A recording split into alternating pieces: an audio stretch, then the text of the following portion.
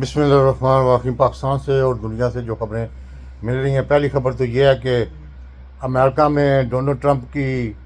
Immigration policy के ख़िलाफ़ Los Angeles से लेकर शिकागो और शिकागो से लेकर बहुत से स्टेट्स में जो है ना आइस के ख़िलाफ़ बाकायदा एहतजाज शुरू हो चुके हैं और ये एहतजाज दिन ब दिन फैल रहे हैं और ये डोनाल्ड ट्रंप साहब के लिए बड़ा चैलेंज बन गया है कि ये सूरत हाल बन गई है। दूसरी सबसे बड़ी खबर ये आ रही है कि हाशिम मनीर साहब जो कि अपने क्या कहते हैं फंक्शन में आ रहे हैं, जो कि अमेरिका की जो फ़ौज की एक 25-30 साल के बाद तकरीब होती है उसमें आ रहे हैं। ये डोनाल्ड ट्रंप साहब ने उनको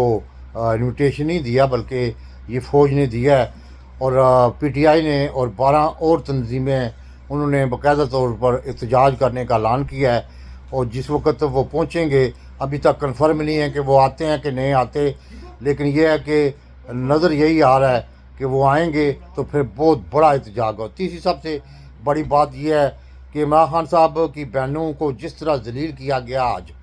कल, आप तसव्वुर नहीं कर सकते थे कि उनको नाके पे रोक के तो फिर इस गर्मी में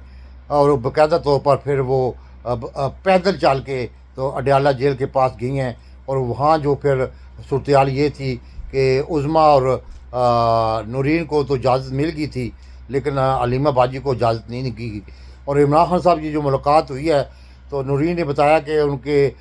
जो कमरे में रूम कूलर लगा हुआ है उसको बंद किया हुआ था और इमरान खान साहब की सेहत अच्छी है, लेकिन ये इमरान खान साहब ने बड़ा मतलब कि दुख का इज़हार किया है क्योंकि वो अखबारें जो उनको मिलती हैं उनमें बाकायदा तौर पर पाकिस्तान की जो मौजूदा माशियत के बारे में सूरत हाल है वो बड़ी गंभीर है। और जो बजट पेश किया गया है वो अवाम दुश्मन बजट है। इमरान खान साहब से के दौर में कंपेयर करें तो आप तसव्वुर नहीं कर सकते कि पाकिस्तान का ये पहला बजट है जो कि एटम बम की तरह अवाम पे गिराया गया है। और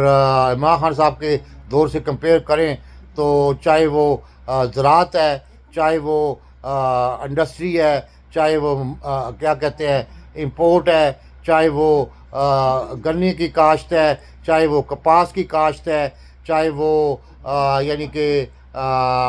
मैन्युफैक्चरिंग का सामान है, सारे जो है ना वो मनफी की तरफ शो कर रहे हैं। जिसे पाकिस्तान की मिशल जो 3.5 साल में हाशिम मनीर साहब ने जो कहा था कि SIFC बना के तो मैं 300 या 200 अरब डॉलर लाऊंगा, वो उनके मुंह पे बहुत बड़ा तमाचा है। और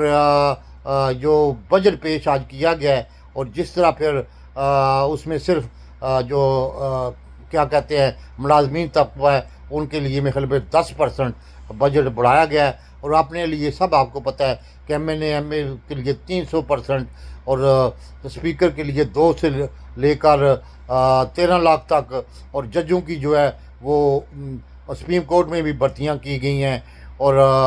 हाई कोर्ट में भी भर्तियां की गई हैं और उनकी तनख्वाह जो है तकरीबन 500% बढ़ा के तो इस वक्त मुल्क का बेड़ा गर्क इन्होंने कर दिया है। और पांचवी सबसे बड़ी खबर है कि इमरान खान साहब ने हदायत दी है अली बिन गंडापुर को कि वो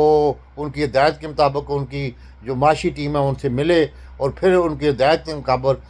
वो जो बजट पेश करें, क्योंकि जो PTI का अपना मंशूर है उसके मुताबिक वो बजट होना चाहिए। और छठी सबसे बड़ी खबर ये है कि इमरान खान साहब ने बाकायदा तौर पर बड़े दुख का इज़हार किया है कि ये जो बजट पेश करने जा रहे हैं ये पाकिस्तान की आवाम को मज़ीद तबाह बर्बाद कर देगा। और इमरान खान साहब ने कहा कि जब आप 26वीं आईनी तरमीम के तहत आवाम के हकूक़ को गस्ब करेंगे, आवाम के जो बुनियादी हकूक़ को उनको गस्ब करेंगे और अपने मनपसंद लोगों को आप जज बना के तो इमरान खान साहब को अंदर रखने के लिए कारोबार करेंगे तो इस तरह काम नहीं चलता। और इमरान खान साहब ने अपनी पार्टी रहनुमाओं को और नूरीन बाजू को बाकायदा तौर पर प्लान दे दिया है कि कब से एहतजाज शुरू करना है। और इस तरह नूरीन बाजी हंस रही थी, वो कहती थी कि इमरान खान साहब इस दफ़ा का जो एहतजाज होगा वो इतना पावरफुल होगा कि दुनिया देखेगी। आप देखते हैं कि क्या सूरत हाल है। और छठी सबसे बड़ी खबर है गौहर अली खान جو کہ اسٹیبلشمنٹ سے مل چکا ہے، وہ باقاعدہ طور پر کہہ رہا تھا کہ جی مجھے تو علم نہیں ہے کہ عاصم منیر کے امریکہ جانے پہ وہاں احتجاج ہوگا، مجھے تو پتہ نہیں ہے، لیکن یہ صورتحال اس کو پتہ ہونی چاہیے، کیونکہ شہباز گل اور علی مین گنڈاپور اور غور علی خان ان کے درمیان تکرار باقاعدہ طور پر اور اندرونی خانہ ہو رہی ہے، اس لیے کہ شہباز گل باقاعدہ طور پر ان کو ایکسپوز کر رہا ہے۔ اور چھٹی سب سے بڑی خبر یہ آ رہی ہے کہ اس وقت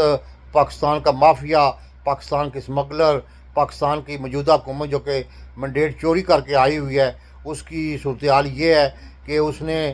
باقاعدہ طور پر جو بجٹ پیش کروایا ہے، اب دیکھتے ہیں کہ P T I people party جو اپنے آپ کو کہتی ہے، 2 دن پہلے 4-5 دن پہلے جو کہ سمڑیال کا الیکشن ہوا تھا، اس میں کہا ندیم افضل چند نے کہا تھا ہم ان سے اگر مطلب کہ سلام لیتے ہیں تو ہمیں ہمارا جو ہے وہ لوگ جو ہے وہ بالکل ووٹ نہیں دیتے۔ اگر جو یہ پیپل پارٹی عوام کا درد رکھتی ہوتی تو پیپل پارٹی کو جس طرح کی مراد مل رہی ہیں وہ اسی تنخواہ پہ کام کریں گے، کبھی نہیں ہو سکے گا کہ وہ اس بجٹ کو پاس نہ کریں، وہ لازمی پاس کروائیں گے، کیونکہ یہ عوام دشمن بجٹ ہے، لیکن ان کو جو حکم ہوا ہے عاصم منیر کا وہی کریں گے۔ اس لیے صورتحال بڑی گمبھیر سی نظر آ رہی ہے، اور پورے پاکستان کے جو کسان ہیں، پورے پاکستان کے جو پروفیسر ہیں، لیکچرار ہیں، انہوں نے کل باقاعدہ طور پر پورا اسلام آباد بند کیا ہوا تھا، لیکن مجھے بڑے افسوس سے کہنا پڑتا ہے کہ کسانوں کا جو چیئرمین ہے وہ باقاعدہ طور پر اسٹیبلشمنٹ کا خاص بندہ ہے، اور وہ باقاعدہ طور پر ہمیشہ 2-3 دن یہاں احتجاج کر کے تو خود وہ ملی بھگت سے پیسہ کما کے تو واپس چلا جاتا ہے۔ لیکن اب کسانوں کو چاہیے کہ وہ آگے بڑھیں اور باقاعدہ طور پر اس چیز کا مقابلہ کرے، کیونکہ اب ان کی زندگی اور موت کا مسئلہ ہے، کیونکہ کسان کا جو گندم ہے ان کو 250 ارب روپے کا نقصان پہنچایا گیا ہے، گنے کو پتہ نہیں کتنا نقصان پہنچایا گیا، کپاس کو کتنا نقصان پہنچایا گیا، کیونکہ جو اپنا کیا کہتے ہیں اس نے نہریں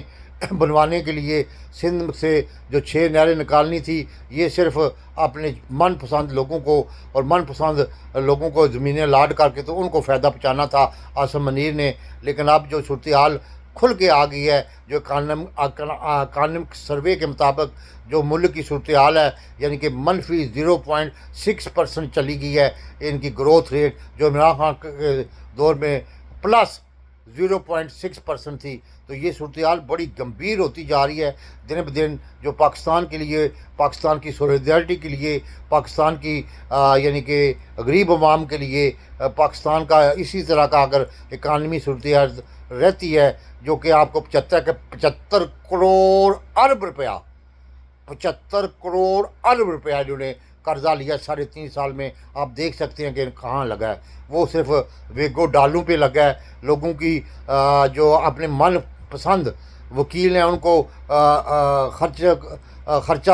دیا گیا ہے، ججوں کو باقاعدہ طور پر اپنے ساتھ ملانے کے لیے باقاعدہ طور پر یہ فریدی جیسے اور مین الدین جیسے اور ڈوگر جیسے لوگوں کو مراد دی گئی ہیں، لیکن یہ کہ پاکستان کو بڑا غرق کر کے رکھ دیا گیا ہے۔ اس وقت پاکستانی نوجوان